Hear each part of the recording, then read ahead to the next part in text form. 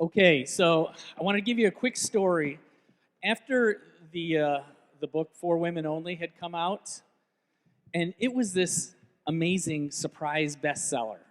And so what happens, what does a publisher want to do when an author has written a best-selling book? Yeah. And this one was tailor-made for a sequel. So that book was For Women Only, What You Need to Know About the Inner Lives of Men. So the publisher flew to Atlanta and sat down with us over dinner, and he said, we want to write the companion book, the For Men Only book, and helping men understand women. And he said, and I really think that, uh-oh, you okay? Okay, so he said, and I really think that you need to write it, Jeff, with Shaunti, of course, but you need to do it, and you need to be involved in all aspects of it. And I went, oh, okay, that's nice. And I didn't commit. And so for the next week and a half, Shaunti kept going, so are we going to do this together? Are we going to do this? And I just wouldn't come down on one way or another. And finally she said, this is ridiculous. I don't know why you're so reticent. She said, you know what? Let's get a sitter for the kids. Let's go out for dinner. No distractions. We're just going to talk this thing through. So we did. And she said, so tell me. We're sitting down at this little Italian restaurant, and she says, tell me, what is it? What is it? Why are you so reticent to do this book, this research project with me? And I said, well, the first book, the For Women Only, What You Need to Know About the Inner Lives of Men, it explained what was going on inside of us, in a way that the women could understand it. She goes, yeah, I know that. And she said, okay. And I said, I'm not sure you guys can be understood. And she went, excuse me? Yeah, it was great that we were in public because she couldn't do anything really violent. So I said, no. Let me explain. It's like most of us guys think you guys are kind of random. It wasn't getting any better. Like random? And I said, no, let me explain. It's almost like for us guys, it's like we're standing in front of a machine today and we pull a lever and the machine does this action. Tomorrow, I'm standing in front of that same machine and I pull the lever and it does something completely opposite to what it did yesterday. That's what it feels like for us. And I'm like, we are not random. Like, if you're getting a different result, you're pulling a different lever. Or you're pulling it differently or something, because we're not random. So in essence, this whole project became a case study for me to believe, to know, to test that women are not random, that they can be systematized and understood just the same way as we as guys could be understood. And that was all great, and that's what the research proved out. But I still had a problem. And this is what I told the publisher. I said, okay, so even if we can come up with all of that great information, prove this out, that it's true, is any guy ever going to read it? I mean, like, really. I had read, at the time that we began that project, I had read one relationship book in my life. And that was only because I had to, in the premarital counseling class, to marry her. So, okay, maybe it would do well. There would be wives that would, in the marketplace, wives would buy it for their husbands. But if the guys don't ever read it, because in our life, there would be relationship books that would wind up on my side of the bed numerous times. And Shaunti would say, this is a really great book. You should read it sometime. Okay, and I never did. So what had ended up happening was, as we were talking with the publisher I was explaining this fear, this question about would any guy ever read it. And he said, that is a real issue that I don't know how we solve, because guys don't buy or read relationship books. And I said, but you know what? I said, this was years ago, and I said, yeah, I'm a gadget guy, and I love getting new electronics things. And, back in the day when you'd open up the package, it would come with the manual. Did any guy ever read the manual before he starts pushing buttons and getting that thing going? And one of the reasons why we don't is because it comes with that little flip-out thing, the little three-fold thing called the Quick Start Guide. So I said, what if we created a Quick Start Guide for women? So what we can do is we can get you up and running in 5 minutes. And if you have problems, go to the manual and And so that was what we came up with, to which Shaunti was offended. I was like, we'll read the whole book and you'll read the quick start guide. He's like, So let's jump in. So remember the other side of the coin there of the, what we as men, the deep insecurity inside of us, what we found for women, and this may not come as a surprise for a lot of guys, that the woman that you are in a relationship with, the woman that you're married, she wants to feel loved. What was the surprise was how easy it is for her to not feel that way. And that events can happen and things can transpire in your relationship that causes her to doubt that. And when that occurs, it brings that question. And that question, those questions that she was talking about earlier, am I lovable? Am I beautiful? Would he choose me all over again? All of those questions aren't necessarily in the front of her brain all the time. They're kind of there in the back part. And it's only when something causes a trigger to occur, something in your relationship, and it moves that kind of worry to the front part of her brain, and it begins to cause troubling feelings, doubts, worries. And that, guys, is how we oftentimes misinterpret what we're seeing and attribute it to simple randomness. And we throw up our hands and we say, I'll never understand her. There's no knowing what's going on. And we walk away and we figure that gives us an out. It doesn't. especially because those cases where you're most likely to think, oh, it's just random, are usually the cases where you most need to look closer. And see, here's the problem. If you're in a long-term relationship or you're wanting to be in a long-term relationship, for us guys, we kind of approach it somewhat this way. Let me explain it. When Shaunti and I got married, I knew she loved me. And really, at that point, the question ceased to come up in my mind. I knew she loved me. And for you, did you feel that way also permanently? No. See, here's the thing, guys. This is what you need to know. There's something we found with most men, and again, this is not everybody, but most of you as men, if you're in a relationship, you commit, you get married, you watch your wife walk down the aisle, you say your I do's, you sign the marriage papers, there's something in your brain that goes, okay, cool, on to the next thing. Like, that's done, right? And you don't realize that at that point, you cease to question, does she love me? You don't realize there is no switch in a woman's brain that gets flipped to the, oh, now I feel permanently loved position. And that she has that question, am I lovable, every day? Would he choose me all over again? In marriage, it does not go away. In marriage, it just morphs to, does he really love me? Is he glad he married me? Would he choose me all over again? Would he do this all over again? And she has that question every day. And so guess what, guys? She is subconsciously looking for the answer to that question every day. And so, for me as a guy, I learned through stories and illustrations. So the question is, what does this look like? What are some of these triggers? So I'll give you one that's happened in our marriage.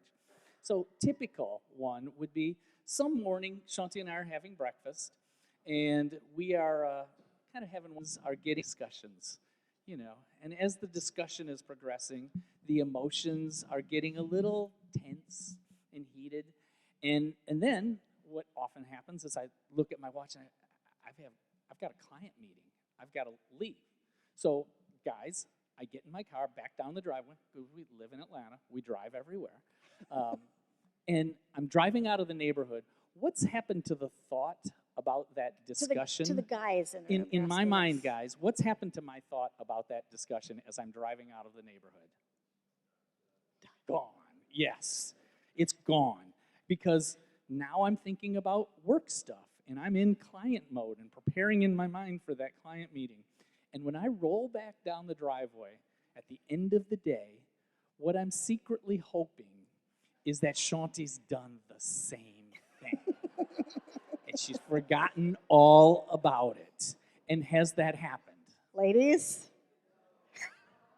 Instead, what has transpired for the guys, here's what's transpired when you drove off or left off to get on the subway that morning. Here's what happens in her mind. The reason, guys, the reason every woman in the room just said no isn't because she's holding a grudge. It isn't because she's refusing to let things go.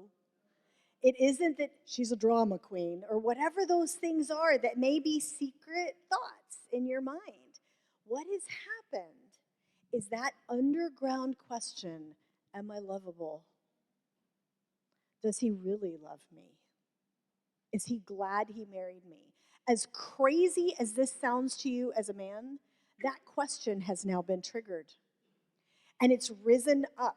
As Jeff says, it's gone from back here to right here. And it's kind of roiling in her gut all day. And it kind of sounds like this feeling like, are we okay? That's the technical term. That's kind of what it feels like. Are we okay? And that will continue to circle until she is reassured. And so for me as a guy, when I was hearing this, what was really, really surprising for me was how frequent and how painful these feelings were. Because I didn't feel like I really had a grid for this. I couldn't quite wrap my brain around it. And finally, I started to think about some of the things that for me as a guy, because that question doesn't come up for me when we have that argument. And I started to think about what Shaunti shared just at the end of the last session about us guys and our feeling this obligation to provide, that it's always there in the back of our brain. That is what is similar. That's a parallel to what she's feeling about you and your relationship. For example, I used to then, as we were learning this, I used to ask guys in an audience to raise their hands to this question if they agreed with it. And the question was not, you don't need to raise your hands, I don't do that anymore, but the question really was, how many of you guys out here never, ever think about how you're going to provide for your family or yourself or the future? It just never comes up. Career, job, money, those kind of thoughts just never arise. And for every guy out there, when I would ask that question, they would never raise their hands. We never had an audience do that. We had one man we were doing a big event for like counselors and pastors and therapists and stuff in Kansas at one point. And it was this huge audience of 1,000 people, and Jeff asked the usual question is, who here feels like they're never going to have to worry about providing for their family? And suddenly, for the very first time, this one hand shoots up in the front row, and everybody goes, and it's a Catholic priest. So outside of that niche group, for the rest of us guys, here's what we describe. Here's how we say it. It's like, how could I ever be free of that thought? I mean, think about it. The economy could go south. My company could lose its biggest clients. Or, if I'm honest with myself, I could be 3 or 4 mistakes away from getting fired from my job. So I'm always thinking about it somewhere there in the back of my mind. And I was sharing that with a group of women in a focus group, and one of them said, that is exactly how we feel about you in our relationship. We feel that we could be just 3 or 4 arguments away from our relationship starting to spiral in a negative direction. So therefore, we always have to be thinking about it and vigilant to make sure that we're okay. So let me tell you guys, on the practical side of things, what are those things that we sometimes incur in our relationship that causes that thought to move from the back of our brain to the front, that worry, that are we okay? The first one we've just described. It's pretty self-evident. It's conflict. The second one is what tends to be, Jeff's preferred way of dealing with conflict, which is withdrawing from it. To which Shaunti says is not necessarily a great thing. No, because here's what happens, guys. If you are in conflict and now you've done the equivalent of drive away down the driveway, while you were in conflict, it was already like, as you're walking away, now I know we're not going to get resolution. Now I know I'm not going to get reassured anytime soon. This is all subconscious, by the way. And it's like it said, even more of a need to be reassured. A third is silence. As one woman said, if my husband's silent, it must be about me. And I got to tell you, in those cases, oftentimes it's not about me and Shaunti. I'm more of an introvert than she is. I like not talking. And sometimes my favorite sports team loses, and I won't talk for a day. But it has nothing to do with her, but she runs it through the grid that it is. Another one is, life in New York is fast. It's busy. It's hectic. And sometimes just emotionally you're just worn out. And then she's much more susceptible to being open to these sorts of fears or worries. Before we jog into, let me give you a quick thing on what do we do about these things. Yeah. There's a couple of ways that we can approach this. One is, what do you do when this has been triggered, this feeling, this thought has been triggered in her? How do we kind of remedy it as a guy? And then I'll get into another one that will be much more preventative. But on the remedy side of things, this is one where I will tell you that we actually put this on the survey. We did. And guys, if you will do this, on the survey, I think it was 95% 95%. of the women said that if my boyfriend, husband, whoever I'm in a relationship with, will do this thing, it will calm that fear, that worry. And it's as simple as this. If you will say something like, Bless you. honey, That's not it. I'm really, yes, that's not it. I'm really angry right now, and I need some space. But I want you to know, we're okay. Because what's just happened? What you've just done when you say, look, I'm angry, I need to get away, I need to think, whatever it is, but we're okay, you've just told her this isn't the beginning of those 3 or 4 arguments of things going wrong. This is just an argument. And so here's one thing that I want to jump into real quick, and it's a little different, but just with our time situation.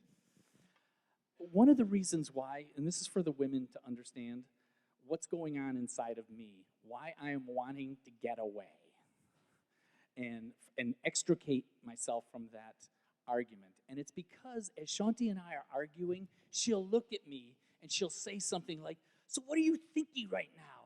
And I'll say, I don't know. And I'm like, how can you not know what you're thinking? And I don't. I know that I'm all stirred up here, and I know that something's going on, but I cannot find the words to describe what is happening inside of me right at that moment. And can you jump into the neuroscience real quick? Help the men exactly. understand the women. And the how long it takes sometimes to Okay, process through an so emotional issue. when you're having this kind of conflict, this is for both sides, when you're having this kind of conflict, it turns out that not only is it more likely, again, more likely, not 100%, that women are likely to be more verbal processors and thinking things through by talking it through, and that men are likely to need, because I don't know what I'm thinking, they need that underground time. But those two things also happen at different speeds.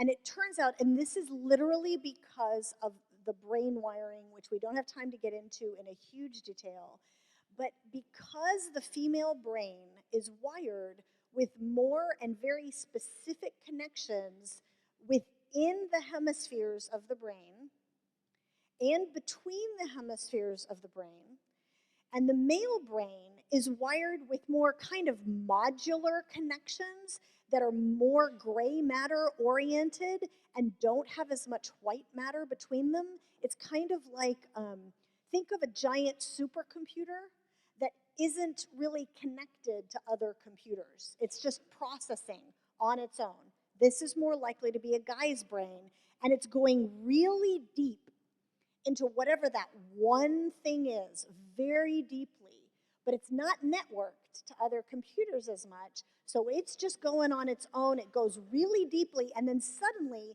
it finishes processing, and it knows what it's thinking, sort of, right? It finishes processing, and then it can move on to the next thing. The female brain, with the way that the connections are wired, those are more white matter connections between smaller, tons of chunks of gray matter, and the gray matter is more the computers, kind of. The white matter is more the connectivity. And so for her, it's more like instead of a giant supercomputer and another giant supercomputer and another one, for her, it's more like 10 million personal computers that are all networked together and all processing at the same time. And we get to the same IQ, but we get there completely differently. Because for her, all those little chunks of gray matter and white matter all connecting mean that she will instantaneously process something very quickly and be able to talk about it. But it's at a very surface level. And then she goes deeper and deeper and deeper and deeper in this kind of fashion, and then comes to the final decision. And so how long does it take for a guy? So typically? This process happens instantaneously. This process, for a guy, because the signal is going so deep, that signal can take 7 to 12 hours to pass. And that's why if you're in an argument with your partner at night and you're like, what are you thinking? I don't know. And then next morning at breakfast he can talk about it, that's the reason. And guys, for her, if you're thinking she's scatterbrained, well, actually, it or is oftentimes, whatever, it's this process. It's not scatterbrained. She's doing on the outside, talking things through what you just did on the inside. And the thing is, the liberating part, when we learned this, the liberating part for me was I actually just thought I was defective. I thought mentally I cannot compare with her. I am operating at much less RAM than she is. And therefore, she processes things so fast and is able to communicate about it right away, and I can't. And what I found was that this stuff says, okay, this is okay, the way that God made me. Well, and I'm processing and Yes. talking and communicating about this level up Yes. here. I haven't done this yet. So guys, what that we're okay, I want you to know we're okay, I just need some space. What that does is it gives you the ability and the opportunity to process. Now, there is a caveat with it. At some point, you do have to come back. As one woman said, if I have to chase him down 3 days later to talk about this, all that goodwill that he got at the beginning is kind of gone. Now, here's the other great part of that, is that one of the women, and many have affirmed this, that they've said, look, the very fact that he's willing to come back and re-engage, that matters far more than whatever it was we were at odds about in the first place. So that's what to do about it, guys, if this has been triggered. But there's a far better way to handle this and approach this worry or this anxiety. And it's to prevent it from rising up in the first place. To prevent it, even if those triggers are there, even if those things, the conflict or whatever, but it doesn't cause that worry to come from the back to the front. And how do you do that? Well, it's by showing her that you're choosing her all over again, all the time, today. And with that, it can be summed up in a simple word. And I'm going to use this kind of in a marriage setting, but for single guys out there, this is the exact same thing. And it's summed up in one word: pursuit. Does that? Now, the women seem to get it. I think the guys are all going, what the heck does that mean? You know what it means. You actually are an expert. For those guys who are married, you're an expert at it. It's the stuff that you did when you were dating, that you pursued her. You showed her how much you loved her and cared for her. And I know, I've lived in New York and I've lived in Atlanta, and I now know that the guys are going, oh my gosh, that was so exhausting. I mean, we have a mortgage now. We got kids. How can I do the stuff now that I did then? And we got to train ourselves. it's a little different. Pursuit looks a little different than what you're thinking it looks like. So give a couple of quick examples. Quick example, guys. Here's the issue. When you hear pursue her as you did when you were dating, you're thinking the stuff you did, right? You're thinking, okay, let's go get stuff together for a picnic in the park, right? Like, let's go rent the whatever those things are called in the Central Park Pond. Take the carriage ride. Yeah, whatever. You're thinking of the stuff that you did. And look, the candlelight dinners and all that kind of stuff, that's awesome, but that's not what we're talking about. What we're talking about is the fact that maybe without quite realizing it, every single day you were sending her a message of pursuit. You were sending her a message, I'm choosing you all over again today. I love you today. I want you today. And and that she, as we said, she is still asking that question, does he really love me today? You can send her that message, I'm so glad you're with me, by reaching across and taking her hand when you're walking across a parking lot. That says, I would choose you all over again. Or you're sitting together at an event, at a theater event, or at church, and you put your arm around her, right? Like that says, I would choose you all over again. Yeah, good job, guy. Like that guy, he's got it going on. Absolutely. Okay, now every other man in here who's sitting next to his partner is like, dang, like I missed my shot. No, and see, here's the thing, ladies, if the next time you're sitting at dinner with friends and he puts his arm around you, don't go, you are only doing that because she told you to, okay? Don't do that. This is how he feels about you. He just didn't know this mattered. Just the same as, guys, when she says, thanks so much for getting that package from the doorman so I didn't have to. So I didn't have to get out of bed early and you ran down and got it or whatever. When she says thank you for doing that, don't say, you were only saying thank you because she told you to. Like, this is how we feel about each other. Remember, we're trying hard. We just didn't know what mattered. So I'm going to share a couple of quick stories as we move out of this section. So when Shaunti and I were kind of doing the research on that particular subject right there, it was one day we were sitting around the kitchen table and it was near lunchtime. And I went, you're kind of hungry. You want to go get a sandwich somewhere? She said, sure.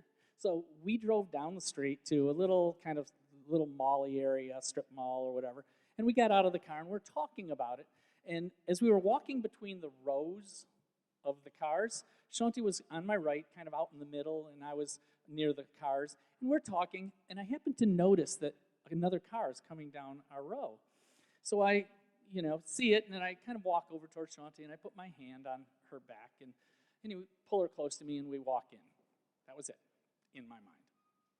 The next day, we were in a focus group with a bunch of women trying to talk about some of these things, little things. And Shaunti said, well, just to ask them what matters. What are those little things that matter? And she said, well, just yesterday, Jeff and I went to go get a sandwich. And we were walking through a parking lot, and he came up to me, and he put his hand on the small of my back and pulled me close to him, and we walked in. And all the women in the focus group went, yeah. Guys, I did not get these women here in advance and tell them at this point you got to do this, because that's what the women in the focus group did.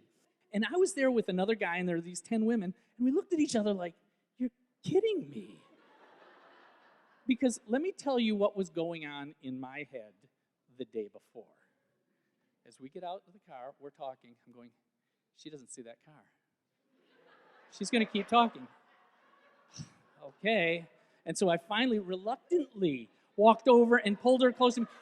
Not because I wanted her to get hit by the car, but because if our positions had been reversed and I was in the center and she was over here, and she had come over and done that to me, I'd have gone, I see the car. I'm not going to let it hit me. And the point is, if we as guys are thinking that she thinks just like us, we're so wrong. We're going to miss these opportunities to show her how much we love her. And we have to get out of our own brains. And realizing, guys, such a silly little thing Yeah. that said, I would choose you all over again. I don't want you to die. I'm just, So I mean, it's the little things. let me speak one thing here to the kind of parents, because this is a parent example. When our kids were little, they when a kid, if you've ever babysat kids or you had kids that were little, if they like a particular movie, they want to watch that movie over and over and over again. In our family, and our kids are now 19 and 17. In our household, the movie was The Parent Trap.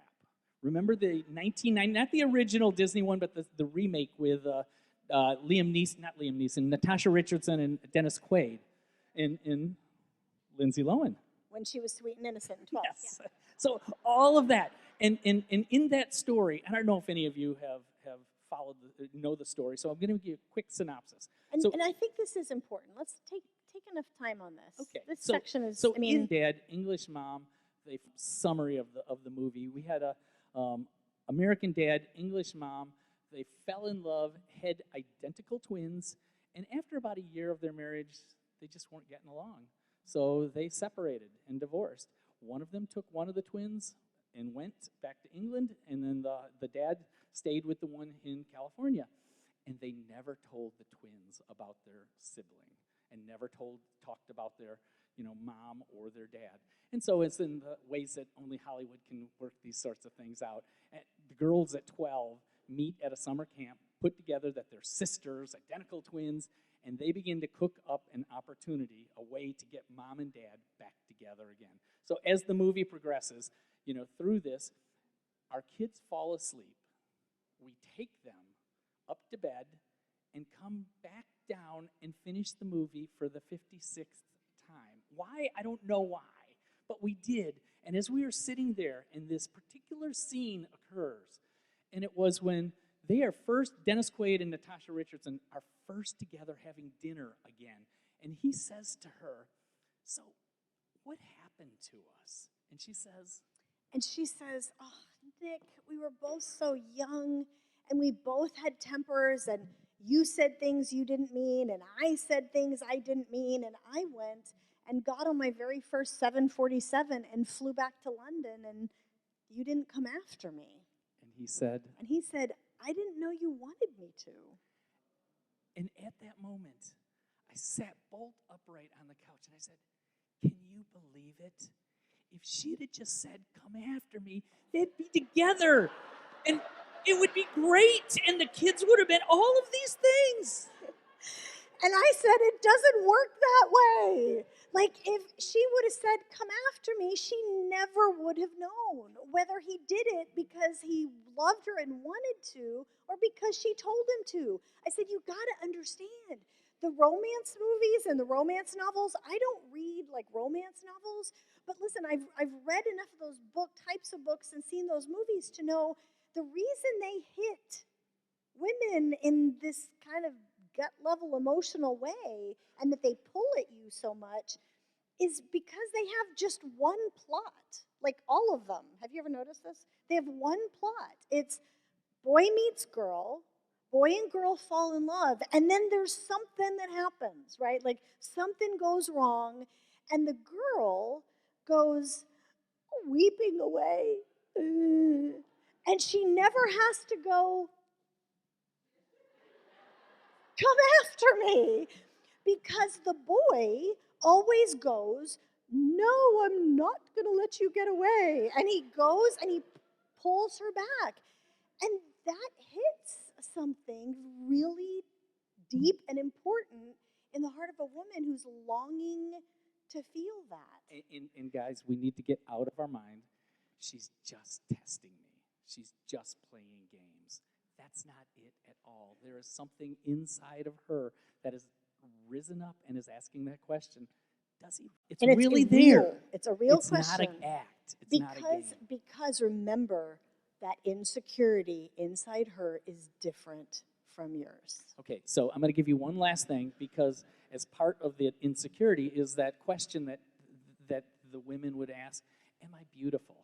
And so, by the way, if I could just mention, that question, and so, am I beautiful, and answering that question every day, that is another way of building this sense of pursuit and security where even where the triggers happen, it won't make her question your love. And for us guys, sometimes saying that might feel a little artificial, maybe at the beginning.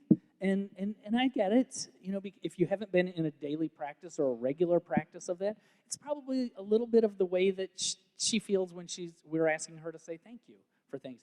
We feel that as guys, we believe that as guys, we just forget to say it. And here was a great story that I always love to tell, because we were sharing this with a television producer when we were going to this was years ago, do a particular television interview. And he was asking a bunch of questions, and we were talking about the importance of beauty and all of these things. And he said, that reminds me, he says, of a story of him and his wife.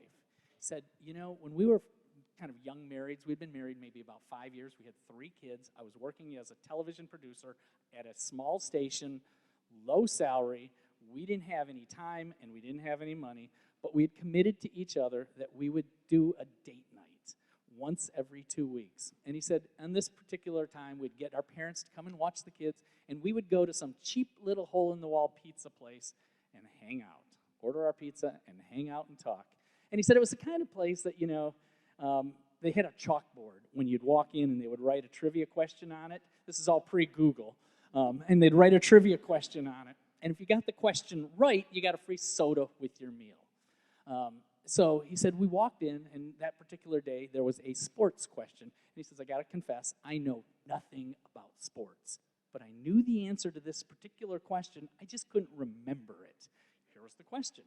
Famous Notre Dame football coach who coached the Gipper.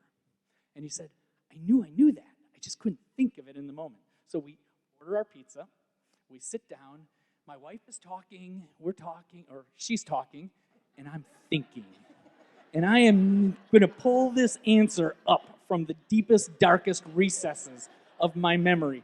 The pizza comes, she's still talking, we eat our pizza, and I'm still thinking. So I'm nodding and all of that sort of stuff. And finally, it hits me, and I've got the answer. And I don't know what happened, but I just kind of blurted it out.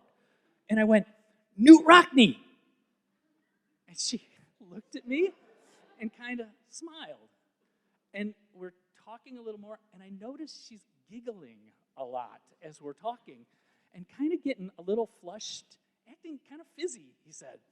And I kind of went, so what's actually going on with us right now? And she looked at me and she said, you've never said that to me before. I went, right.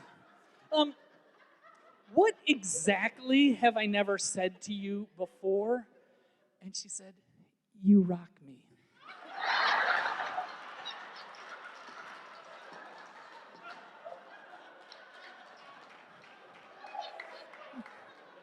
And I went, yes. And he said, about 5 or 6 months later, when I came clean with her, we had a good laugh about it. And now whenever I want to tell her how beautiful she is, I just say, Newt Rockney. And the point of that story, guys, is that if you are doing these little things, these things that are sending that message to her every day, that I am choosing you all over again, that you are the woman that is the most important person in my life, if you are doing those things regularly, you will get credit for boneheaded things that you do, even that you didn't intend. So this can be done. We can do this. And by the way, just as a quick, you guys want to know the end of the story of that one? Because that was probably 30 years ago that he did that with his wife. When we talked to him, it was 15 years ago, right?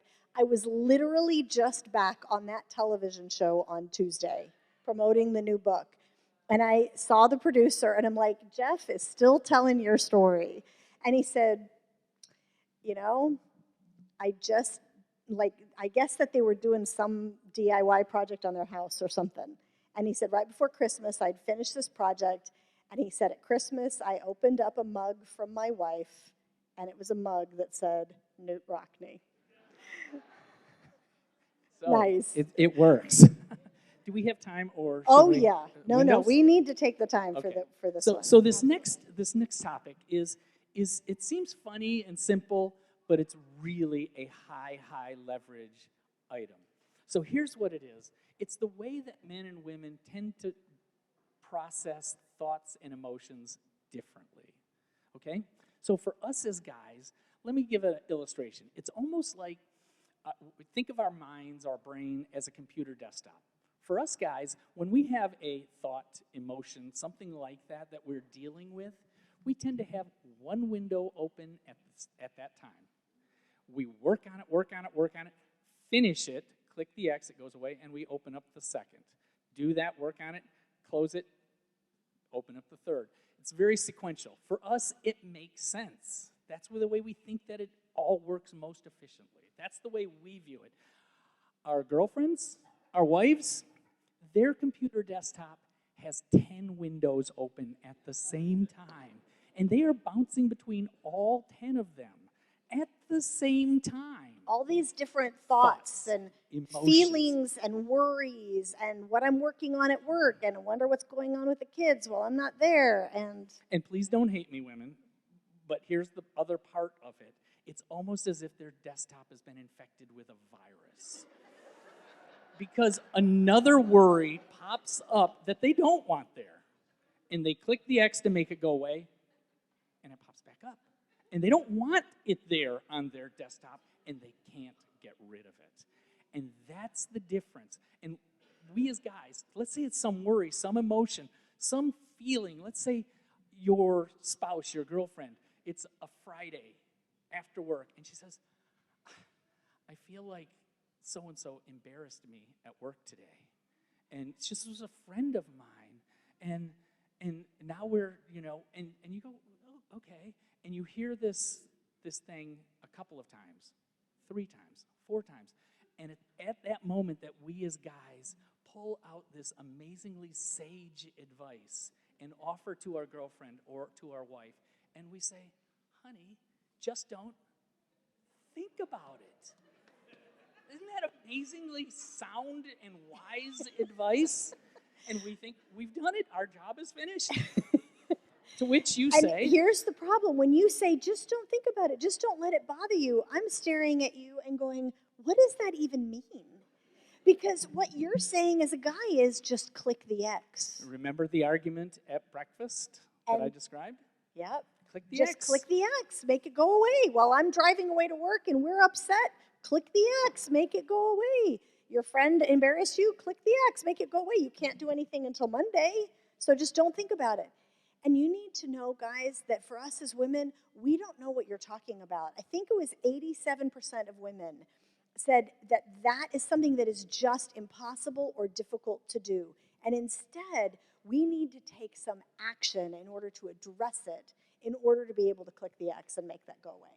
So let me give you guys this should be helpful for you as guys, an illustration that kind of explains what's going on inside of them. Because remember back in the provider stuff that we talked a little bit about earlier?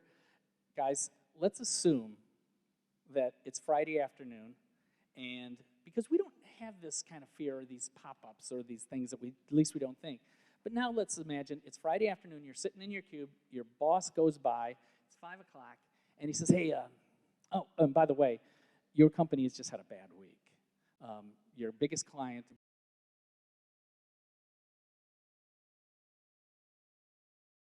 Boss swings past your cube and he says, hey, Jeff, I'm going to need to talk to you first thing in my office Monday morning. Okay, have a good weekend. How's your weekend? And what if your spouse or your girlfriend says, there's nothing you can do about it. Just don't think about it. Is that Pretty helpful? helpful, huh? No, because it hits us where we're most vulnerable, in that spot. And instead, imagine what would have happened differently if on that Friday afternoon. Imagine, guys, that 5 minutes later, after you're like, what do I do? Your boss comes back and says, Jeff, I think I left you with the wrong impression. Yeah, it's been a bad week, but we have been cultivating another couple of clients that are going to replace some of the revenue, and we want you to manage one of these accounts, and that's why I want to talk to you on Monday morning. How grateful are you to your boss? Because he recognized you had an open window, so to speak, and he came back to help you address it and work it through so you could click the X and be reassured. Guys, that is exactly the gratitude that your wife or your girlfriend feels to you when you've been at odds, you've had that argument over breakfast, you're in a difficult season right now, and you're driving away angry, but before you do, you say, look, I want you to know we're okay. We'll get through this. I love you. That's exactly the gratitude that the woman in your life feels about you. I want to take 3 minutes real quick and talk about the financial aspect of that. Yes, So, absolutely. because there is something here that we learned when it came to, as we were doing the research on the information around money. So in our case, we've both seen that we both have these insecurities inside of us. Me to provide, at least in or kind of relationship. Are we okay? Are we okay? And that doesn't just, at least in our household, and in those that have kids, it involves the kids too. Are we as a family, are we Is everybody healthy? Okay? Is everybody feeling loved, So, etc.? the way money plays into this is oftentimes we use money to try to solve those feelings of insecurity in a way. So for me as a guy, I'm thinking we need to plan for the future. We need to provide. We need to make sure that we have enough set aside. So I am wired to not spend in some cases because I want to make sure that we are provided for later.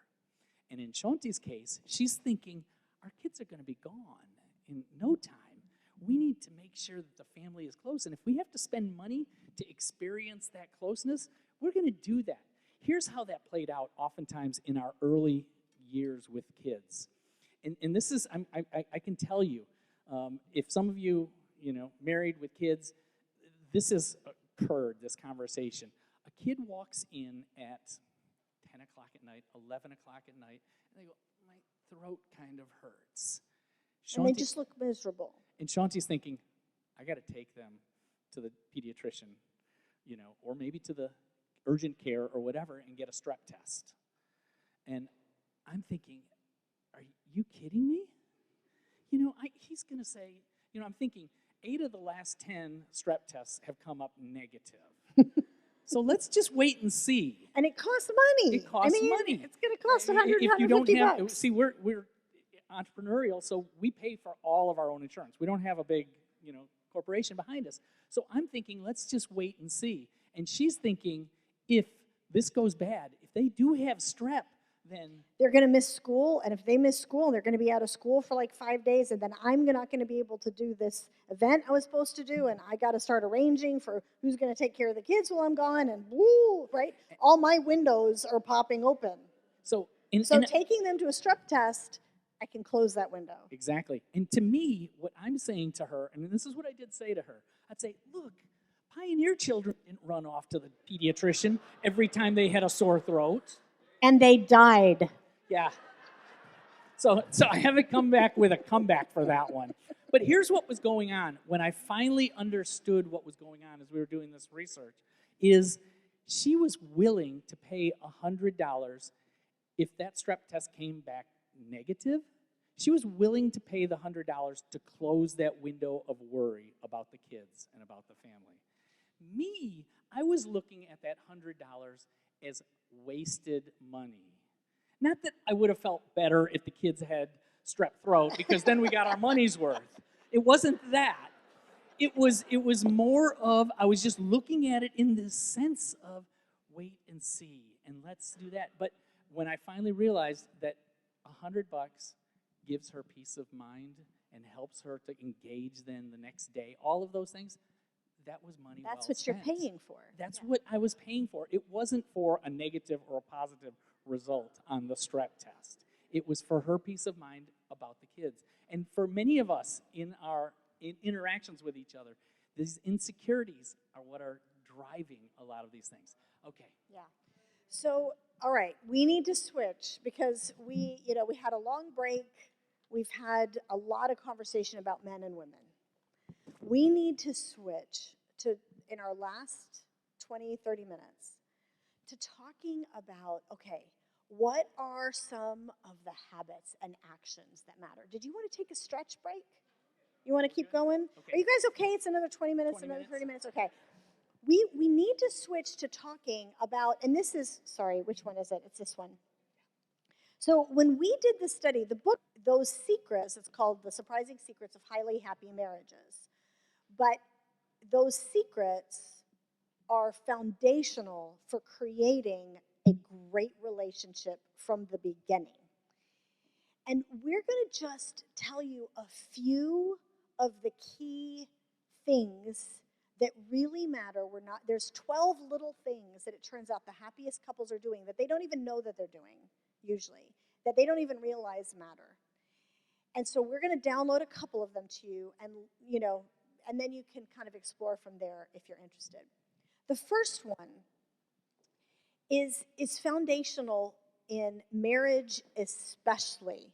And getting from initial dating, you can't always assume this.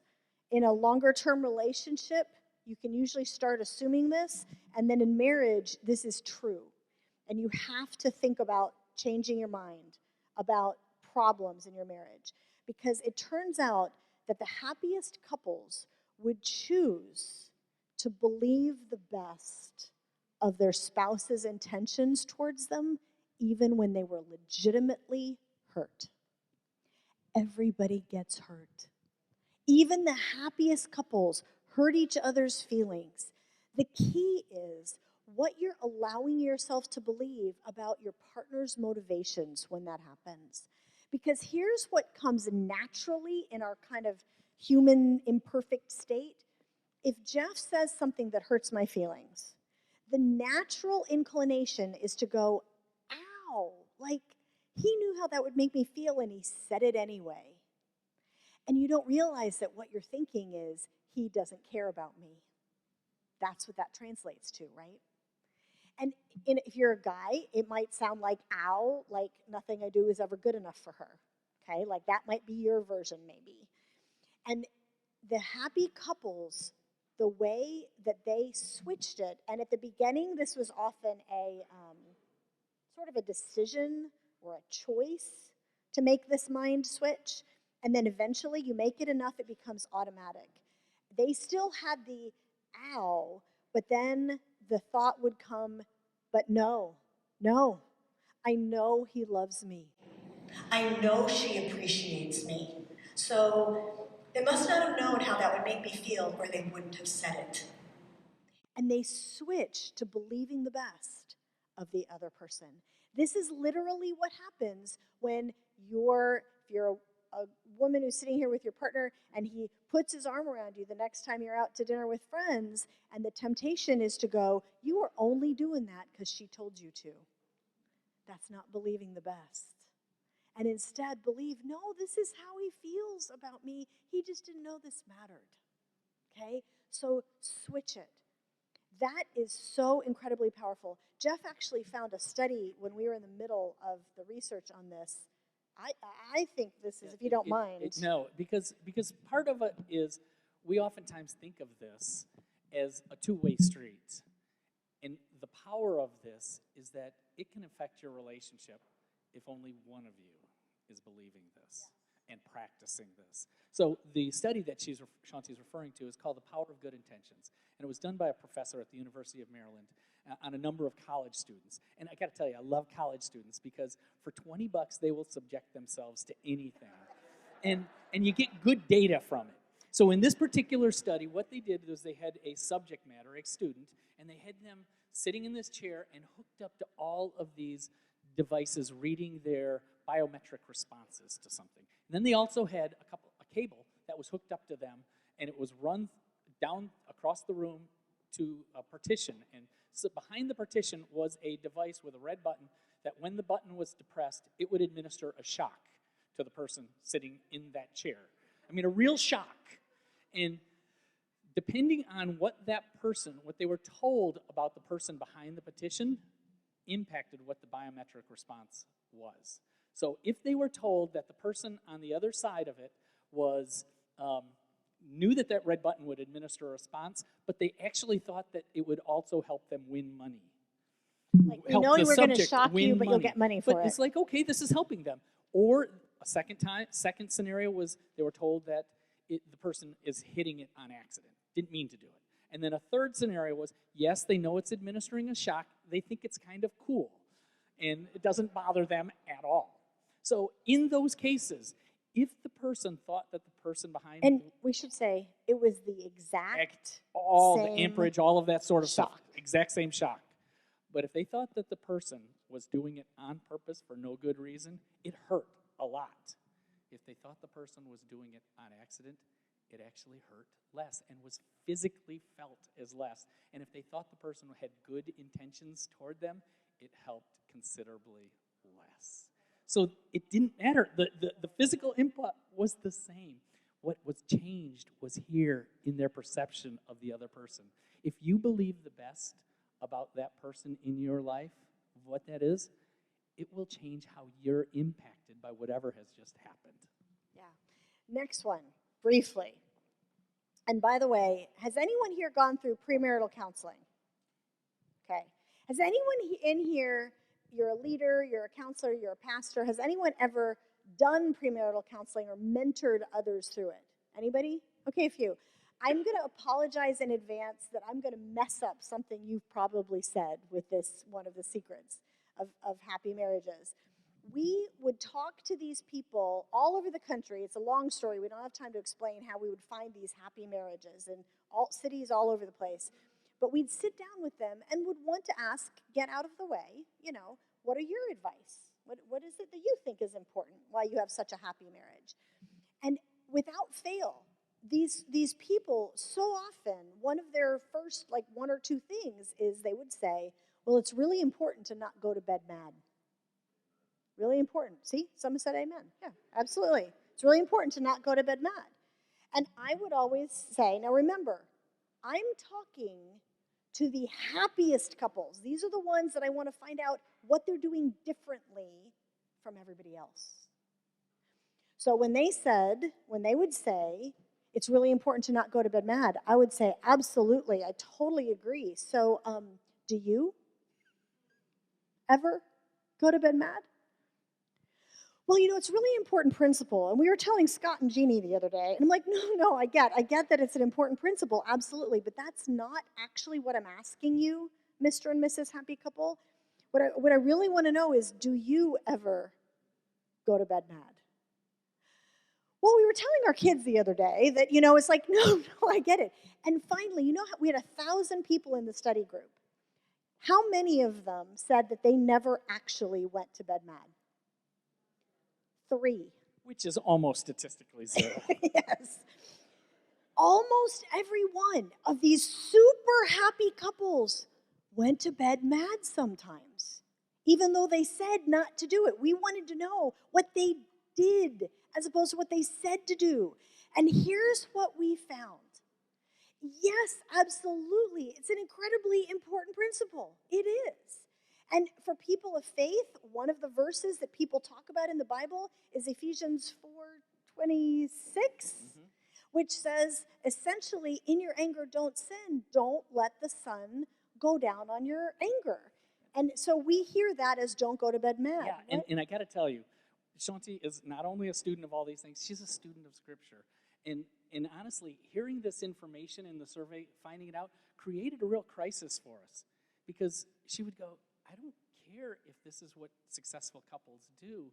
If it's contrary to what the Bible says, how do we advocate? How do we promote that? Because all of the research, everything that we've ever done has always dovetailed with Scripture and truth. And so going back a decade or two ago, when we were first married and living here in New York, Shaunti believed this so deeply in her core, she would wear me out at 10 o'clock at night. And she would say, how can we ask for God's blessing on our marriage if we're not following scriptural advice? I would pull out the lawyer card and I'd say, look, We didn't start fighting until the sun was down. So I've got 24 hours before it happens again. Good night.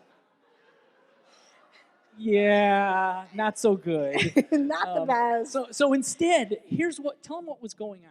So it turns out that what was actually happening with those happy couples is they had learned in practice that sometimes, even though it is an important principle, sometimes when you've got two exhausted, angry, upset people trying to duke something out at midnight, nothing good is going to come from that point on. And someone's going to agree with something they didn't agree with. They're going to resent something the next morning. Someone's going to say something that hurts the feelings. And so they had learned in practice that what they needed to do was go, you know what? We're not going to be able to think about this right now. And often the husband would say the thing that we were talking about earlier, which is, look, I need to go to sleep, but we're okay. We'll work this out in the morning. And then in the morning, sometimes they had learned in practice. You know how sometimes you get up the next day and you're like, what was that about, right? Like a good night's sleep solves it. But here is what we found statistically mattered between the happy couples and everybody else. So I should say the happiest couples, the highly happy couples between else, even people in great marriages, is that if that issue was still there the next day, the happiest couples didn't let it go. They dealt with it. And everybody else, even in great marriages, good marriages, everybody else was statistically far more likely to kind of let it go and hope it went away. The happiest couples didn't do that. So it turns out that just as important as what happens the night before is what you do the next morning to not let those issues build up. But we still haven't answered the question. If this is opposite to what the scripture says, oh yes, how do we deal with that? How do we deal with it? I was, like Jeff said, I was troubled, and finally I was actually talking to a pastor who was also a licensed marriage and family therapist, and I said, look, listen, I'm a social scientist, but I'm also a follower of Jesus, and I don't know how to deal with the fact that the scripture says something different. And he's like, no, it doesn't. And I'm like, what? He said, come here. And he showed me his Bible. And you can actually go look at this. And in Ephesians 4:26, the Apostle Paul is talking to the people in the ancient city of Ephesus, which was sort of the New York City of the Roman Empire. So very similar in lifestyles and stuff to what we're seeing here. And very busy, a lot of hours, this kind of stuff. And he was talking about living together in community in a healthy way. Not necessarily just marriage, but community. And so Ephesians 4:26 says, and I'll think of it in this context, in your anger, don't sin. Don't let the sun go down on your anger, okay? And there's a little carrot there. If you look in your Bible, this pastor showed me, there's a little carrot that actually shows that Paul, the Apostle Paul, was quoting a verse from the Hebrew scriptures, from what we see as the Old Testament, okay? Quoting the Hebrew scriptures. And it was actually quoting Psalms 4:4. Psalm 4:4. You can go look this up. Psalm 4:4 says, in your anger, do not sin. Think about it overnight and remain silent. Yes! I knew I was right. The key appears to be for living together in healthy community, especially in a healthy marriage. In your anger, do not sin. If you need to duke it out at midnight to not sin in your anger and to stay up because your wife really needs to be able to be reassured, do that. If you need to be able to push the pause button and say, I'm going to agree to something that I don't want to agree with, or say something that's going to hurt your feelings, let's pick it up in the morning and think about it overnight and remain silent right now to not sin in your anger. Do that. That appears to be the key, and it is one of the keys for a successful relationship. Okay, we have time for probably one or two more quickly. So I'm going to jog over to one of the secrets of the happiest marriages in our most recent study, actually, this Thriving in Love and Money. By the way, I should apologize to everybody in the room because apparently you guys are so supportive that we're almost out of these books. So if you want to support it, by the way, can I give a little commercial from the stage? If anybody wants to support us, you know what would help is for people to go on Amazon and buy it, right, today or the next day or two, because Amazon, the way they work is if you get a lot of advanced interest, it's more likely to show up on Tuesday when it actually goes live for people. Anyway, so it's called Thriving in Love and Money. Anyhow, so one of the secrets of the happiest couples, it turns out, is how they talk about and handle money. This should not surprise anybody in the room because we all know that money is a huge issue in relationships. And yet we don't realize that there is this powerful factor. Statistically, in this study, we found that there were two things that made the biggest difference in whether a relationship was good or bad around money. And the second of the two, second most important, was whether the couple had built up some sort of emergency savings, some sort of cushion. It actually was not related to income at all. It didn't matter what the income level was. All that mattered is that you were living below that line and that you're building up some sort of margin, some sort of cushion, which is sort of makes sense because if you have some emergency savings, you're not going to be as thrown in your relationship if something breaks and you have to spend $2,000 to fix it. So that's the second one, is whether you're building up cushion. And that's not something we dealt with in the book at all because that's all about this money management stuff, the budgeting and the stuff that wasn't what we were dealing with. There's plenty of good resources about that. But the first and most important thing statistically in the happiness of the relationship was whether the couple could talk about money to begin with. Everybody just went, because it turns out only 23% of couples can do that. 77% of us have awkwardness or difficulty or tension in talking about it. And Shaunti and I have been doing this relationship stuff for almost 2 decades now. Yeah. And we understand each other. And money was the one area that we were not on the same page about. We didn't fight about it. We just didn't talk about it. We avoided it. Because it was awkward. We weren't on the same page. And we discovered that initially on the survey, some people said, actually a big chunk of people said, oh no, we communicate fine, about money. And it turns out we're deluded. Because it turns out those same people, and maybe some of us in this room, I know this was the case with Jeff and I, those same people later in the survey said, oh yeah, we keep separate bank accounts because every time we try to talk about money, we start fighting. And so the issue for us, like the issue for many of us, is what is it that we need to do in order to come together around this topic and be able to talk about it without awkwardness or difficulty? And the answer to that is really honestly what the book is about, which is understanding what is going on inside yourself first. Why is it, for example, that when I call Jeff on the way home from a long day of meetings, and we've been out, doing stuff, why is it that I will call him and I will say, he's feeling bad now. Can I use this example? Is this okay? It's all good. Okay. It does help. Well, because some of you will recognize you'll be in my shoes, and again, this is not a man or woman thing. Some of you will be in my shoes. Some of you will resonate with Jeff here. But when I call him on the way home, and I'm like, you know what? It's getting late.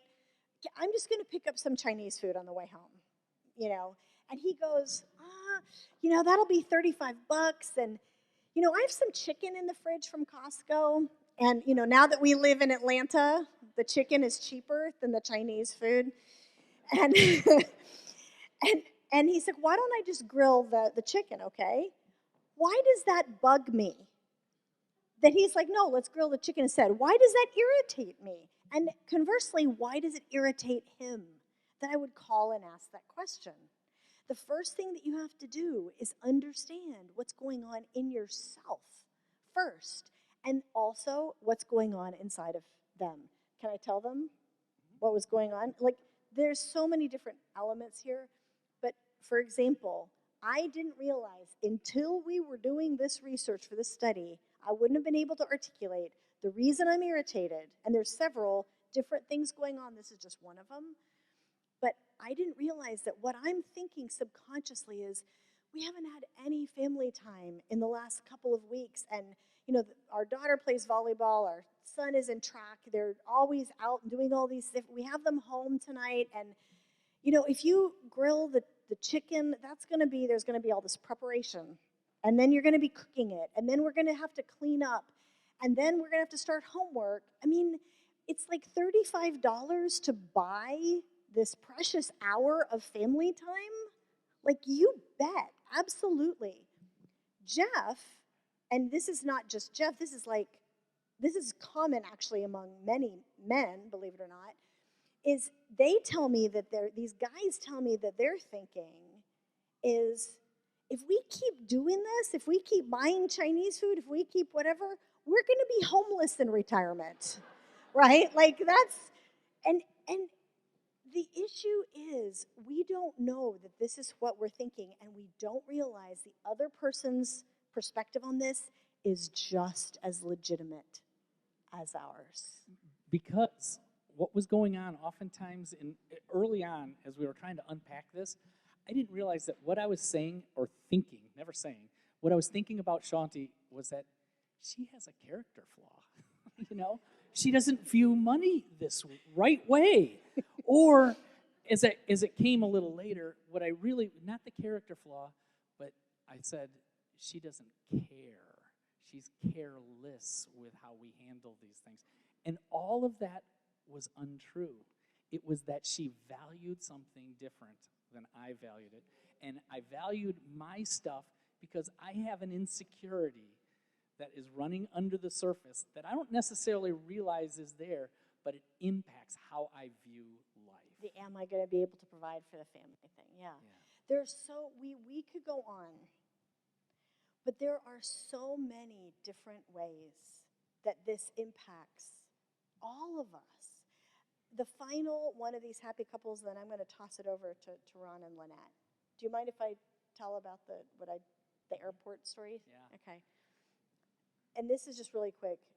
There was another factor that we found out of these 12 that would happen frequently. We would see this when I was out doing random interviews at the very beginning. And there was this way we did, if a couple looked like they were a happy couple, we would do this little mini survey. There was a way to identify sort of who you would say is a happy couple in a qualitative way, not the big national survey way, but, enough for an informal interview. And when I would find these happy couples sitting at the airport or on the subway or at a coffee shop, and I would usually just have the time to ask them one question, which is, what do you think is your reason for why you have such a happy marriage? And I can't tell you the number of times this couple would kind of go, they would look at me and look at each other, and they'd turn to me and say, it's because of Jesus Christ. And you could tell that they were going, oh, this is a chance to witness to a social researcher. Like, it was so funny. But we found statistically that the people who put God at the center of their marriage are far more likely to have these abundant, not perfect, not conflict-free, but great relationships. Do not believe the myth that you may have heard, and it is just a myth. I have a whole book about this. But don't believe the myth that the rate of divorce is the same in the church. It is not. As a matter of fact, according to every study that has ever been done, it's just that every church, this literally, it's every demographer knows that that's not true. It's just that every churchgoer and every pastor doesn't. It turns out that according to every study that's ever been done, if you just try to make your faith real in your life, if you go to church, if you try to get yourself into a community where there's good teaching and fellowship, the divorce rate plummets. And it falls anywhere from 25 to 50% or more just by that one factor. So I just want to encourage, I know everybody's probably in a different place, but I just want to encourage you, think about it. If it is true that there is a God and he cares about us and he came in the form of Jesus, if there is a God who did that and he created us and created marriage, it kind of makes sense he would know how marriage is going to be most abundant and turning to him is going to matter. So, thank you guys.